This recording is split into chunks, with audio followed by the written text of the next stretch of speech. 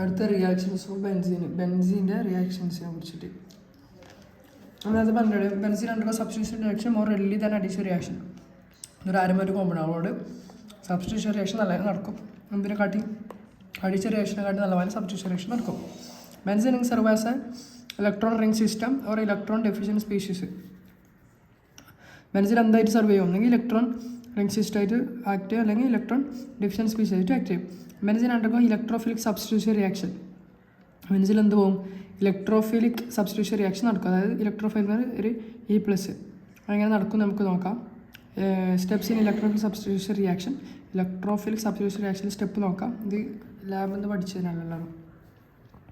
ആദ്യം formation of electrophile ഉണ്ടായാലും electrophilic substitution reaction നടക്കും. അപ്പോൾ ആദ്യം സ്പോണ്ടേനിയസ് ഡിസോസിയേഷൻ.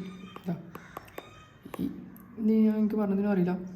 N+2 ഇതെന്ത് ചെയ്യും? ഡിസോസിയേറ്റ് ചെയ്യും. ഇത് ഡിസോസിയേറ്റ് ഒരു ഇലക്ട്രോഫൈലും ഫോം ചെയ്യും, അതേപോലെ ഒരു ന്യൂക്ലിയോഫൈലും ഫോം ചെയ്യും.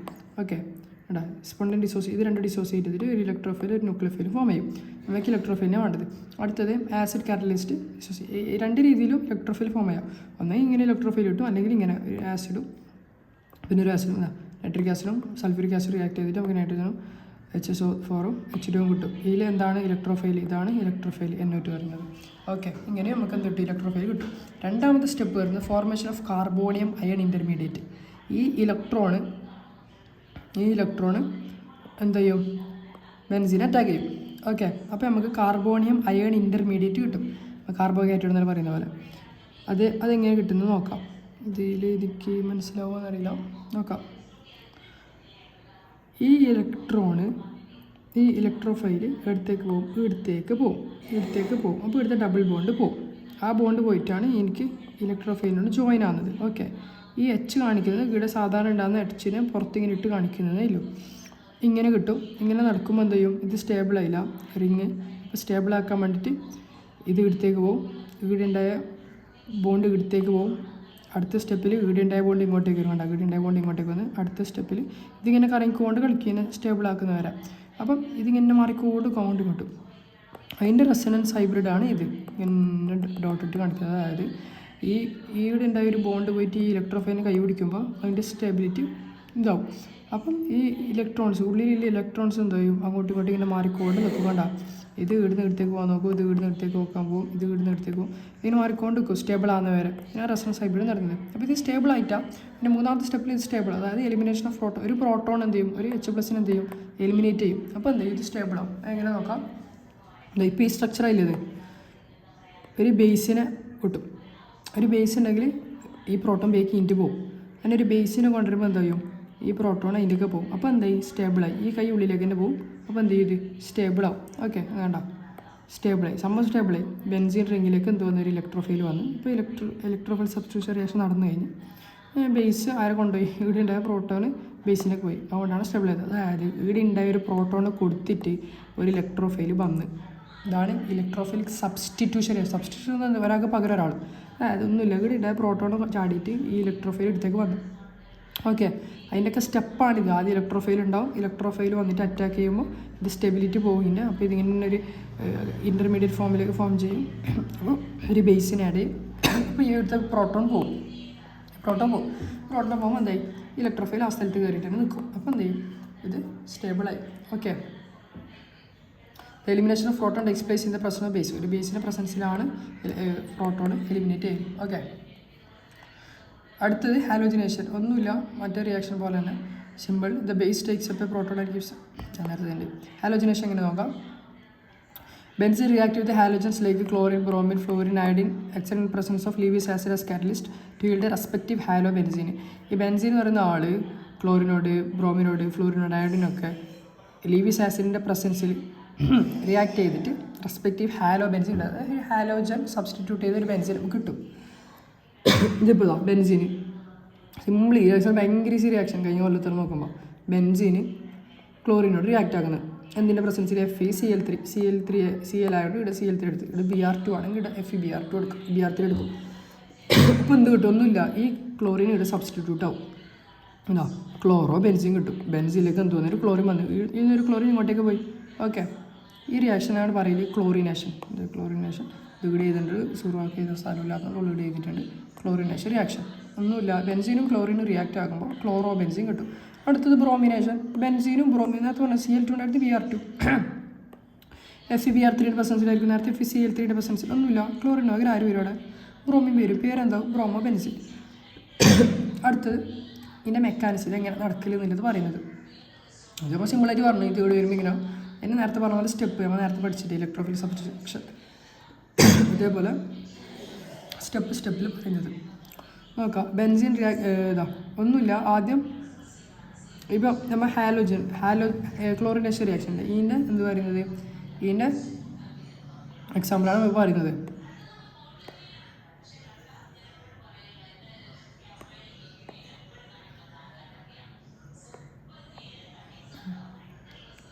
എടുക്കാനില്ല റിയാക്ഷൻ പറഞ്ഞത് ആദ്യം ഈ Cl2 FeCl3 റിയാക്റ്റ് ആവും. എന്നിട്ട് ഈ Cl2 പറഞ്ഞാൽ എന്ത് ചെയ്യും? Cl ഇതാണ് Cl2. ഇതിലൊരു Cl ആരൊക്കെ പോകും? ഈ FeCl3ൻ്റെയൊക്കെ പോകും. അപ്പോൾ എന്താ? FeCl4 ആയി. ഓൾറെഡി Cl3 ഉണ്ടായതിൻ്റെ ഈ ഒരു Cl കൂടി പോകും. അപ്പം ഈ Cl എന്താ? ഇവിടെ ബാക്കിയുണ്ടായ Cl എന്താ? Cl+ ആയി. ഇലക്ട്രോഫൈൽ കിട്ടിയല്ലോ. അപ്പോൾ നമുക്ക് ഇലക്ട്രോഫൈൽ കിട്ടി. മറ്റേ Cl FeCl3 പോയിട്ട് FeCl4 ആയി. എടുക്കട്ടെ. നമുക്കിപ്പം ഇലക്ട്രോഫൈൽ കിട്ടി. ഇനി ഈ ഇലക്ട്രോഫൈൽ ആരോട് റിയാക്ട് ചെയ്യും? ബെൻസീനോട് റിയാക്ട് ആവും അല്ലേ? എന്താ ഫോർമേഷൻ ഓഫ് കാർബൺ. ഒന്നാമത്തെ ഫോർമേഷൻ ഓഫ് ഇലക്ട്രോഫൈൽ ഫോം ചെയ്ത് രണ്ടാമത്തെ സ്റ്റെപ്പ് നേരത്തെ പറഞ്ഞ പോലെ ഇലക്ട്രോഫിലിക് സബ്സ്റ്റിറ്റ്യൂഷൻ റിയാക്ഷൻ തന്നെ ഇത് formation of carbonium iron intermediate. അടുത്തത് ഇൻ്റർമീഡിയറ്റ് ഫോം ചെയ്യും. അതായത് ക്ലോറിന് വന്നിട്ട് അല്ലേ? ക്ലോറിൻ ആറ്റം വന്നിട്ട് ഇതിനെ അറ്റാക്ക് ചെയ്യും ഈ ബോണ്ടിലേക്ക്. അപ്പോൾ എന്ത് ചെയ്യും? ഇവിടുത്തെ ഒരു ഡബിൾ ബോണ്ട് പോയിട്ട് ഇവിടത്തേക്ക് ക്ലോറിന് കൈ കൊടുക്കും. അപ്പോൾ ഇവിടെ ഡബിൾ ബോണ്ടില്ലാത്ത കാരണം ഇത് സ്റ്റേബിൾ ആയില്ല. അപ്പം ഈ ആറ്റം ഈ ബോണ്ട് ഇവിടത്തേക്ക് വരാൻ നോക്കും. അപ്പോൾ ഇത് ഇവിടത്തേക്ക് വരും. ആ സമയത്ത് ഇത് സ്റ്റേബിളാക്കാൻ ഇത് ഇങ്ങോട്ടേക്ക് വരും. അങ്ങനെ ഇവിടത്തേക്ക് എത്തി. ഇവിടെ ഉണ്ടായത് ഇവിടത്തേക്ക് എത്തി. അപ്പോൾ ഇങ്ങനെയല്ല ഇത് മാറിക്കൊണ്ട് നിൽക്കുന്നതിന് സ്റ്റേബിളാകുന്ന വരെ. നേരത്തെ പറഞ്ഞത് ഈ റിയാക്ഷൻ നേരത്തെ ഇവിടെ E+ ഇട്ടിന് ഇവിടെ Cl ഉണ്ടെന്നേല്ലോ. റെസൺ സ്ട്രക്ചർ കിട്ടും. എൻ്റെ അടുത്ത സ്ട്രക്ചർ നേരത്തെ പറഞ്ഞത് പ്രോട്ടോൺ പോകല. ഒരു ബേസ് വന്നിട്ടാകുമ്പോൾ ഈ പ്രോട്ടോൺ പോകും. അപ്പം ഈ ക്ലോറിൻ മാത്രം ഇവിടെ ബോണ്ട് അപ്പോൾ സ്റ്റേബിളാവും. നോക്കാം അടുത്തത് എലിമിനേഷൻ ഓഫ് പ്രോട്ടോൺ ആണ്.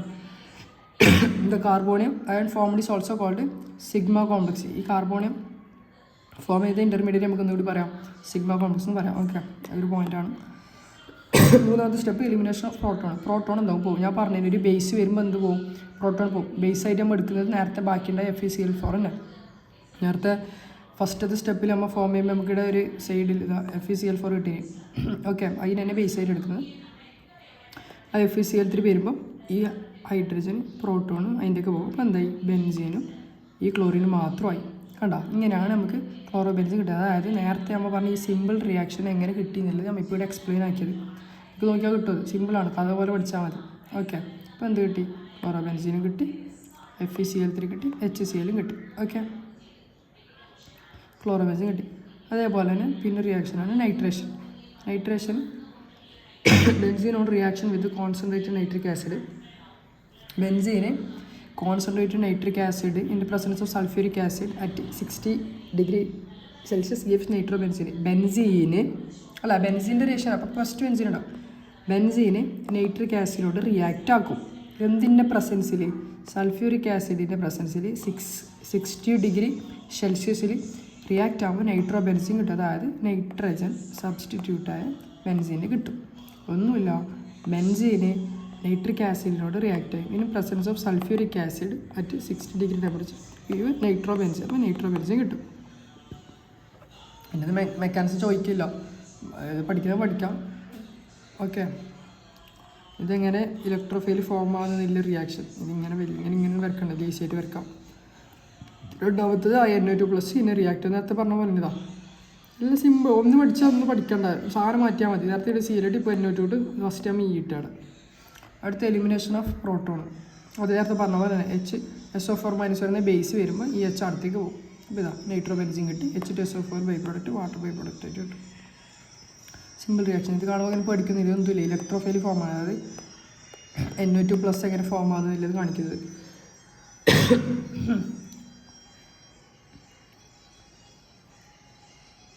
HNO3 ഇതാണ്. ഇത് HNO3 ആണ്. ഇത് ഇങ്ങനെ എഴുതും വേണ്ട, ഇങ്ങനെ എഴുതാൻ മതി. HNO3യും H2SO4 ഇങ്ങനെ വിട്ടുവിട്ട് എഴുതുന്നില്ല. H2SO4 റിയാക്ട് ആകുമ്പോൾ നമുക്ക് NO2+ഉം ഇത് NO2+ഉം H2O മൈനസും H2SO4 മൈനസും കിട്ടും. ഓക്കെ, H2 മൈനസ് അല്ലല്ലോ, H2O എന്നല്ലേ. Okay,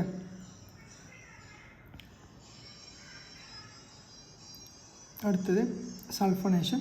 benzene react with concentrated H2SO4 or fuming H2SO4. ബെൻസീന് കോൺസെൻട്രേറ്റഡ് H2SO4നോടോ അല്ലെങ്കിൽ ഫ്യൂമിങ് H2SO4നോട് റിയാക്റ്റ് ആവും 25 ഡിഗ്രി സെൽഷ്യസിൽ.